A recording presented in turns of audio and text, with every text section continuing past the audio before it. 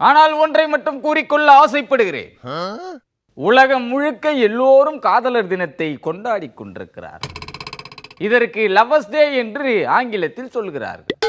Love பேர்ட்ஸ்களுக்கு கூட இன்று காதலர் தினம் என்பது கசிந்து அவை தகதிமிதா என்று பாடிக்கொண்டே காதல் செய்து கொண்டிருக்கின்றன. இடிதாங்கியை பொறுத்தவரையில் காதலும் கைகூடவில்லை, கத்தரிக்காய் கூட்டும் வாய்க்கு எட்டுவதில்லை. அதற்காக காதலர்களுக்கு வாழ்த்து தெரிவிக்காமல் இருந்து விடலாம்? பொது வாழ்க்கையில் ஈடுபட்டவர்கள் பொதுவானவர்கள். ஆனாலும் இன்று வரைக்கும் இடிதாங்கியை பார்த்து ஐ ஹேட் யூ என்று சொல்பவர்கள் தான் அதிகம் இருக்கிறார்களே ஒழிய ஐ லவ் யூ என்று முன்மொழிய மறுக்கிறார். 110 விதியின் கீழாவது முன்மொழிந்தார்களா என்றால் அதுவும் இல்லை. பொதுநல வழக்கு போட்டு முன்மொழிய முயற்சி செய்தார்களா? நெவர். பொது வாழ்க்கைக்கு வருவதற்கு முன்பே காதல் என்னும் கடலில் நீந்தி முத்தெடுக்கலாம் என்று விரும்பினேன். காதல் புள்ளியை வெள்ளிக்கிழமை என்று வைத்தால் பிரகாசமாக இருக்கும் என்று முதல் புள்ளியை வைத்தேன். என்ன ஆச்சரியம்! உடனே கரும்புள்ளி செம்புள்ளி குத்தி கழுதையில் ஏற்றிவிட்டார். சனி நீராடி என் விருப்பத்தை சொன்னால் சனி அணி அப்பாலே போய் என்று சொல்லிவிட்டாள். சண்டே என்றால் சண்டை. திங்கள்கிழமை போனதற்கு திட்டு கிடைத்தது. செவ்வாய்க்கிழமையில் சொன்ன வாய்க்கு விளக்குமாறுதான் பதில் பேசுகிறது. பொன் கிடைத்தாலும் புதன் கிடைக்காது என்று புதன்கிழமை காதலை வெளிப்படுத்தினால் புது செருப்பை காட்டி.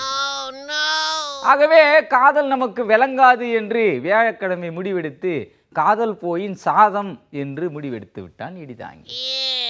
காதல் புளித்தால் புலி சாதம் சிறந்தது என்பதை உணர்ந்து இன்று வரைக்கும் பின்பற்றி வருபவன் இடிதாங்கி. சரி, பொது வாழ்க்கையை காதலிக்க தொடங்கிய பிறகு ஆளுயர மாலை போடுகிறார்கள், பொன்னாடை போர்த்துகிறார்கள், வீரவாள் கொடுக்கிறார்கள், மலர்முடி சூடுகிறார்கள்.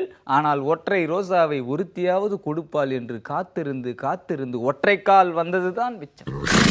இதுவரைக்கும் ராங் நம்பரில் கூட ஒருவரும் ஐ லவ் யூ தான் சொல்லவில்லை, ஸ்வீட் ட்ரீம் சொல்லி என் கனவில் சர்க்கரையை தூவி இருக்கிறார்களா?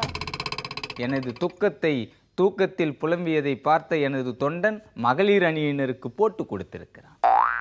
அவர்கள் அந்த உண்மையை அறிந்து என் மேல் பரிதாபப்பட்டு, தலைவரே காதல் செய்வதற்கு ஜோடி தேவையில்லை, செடி கொடிகள் மரங்கள் இருக்கிறது, மட்டை இருக்கிறது என்று சொன்னபோதுதான் எனது 6வது அறிவு அத்துக்கொண்டு அலைந்தது.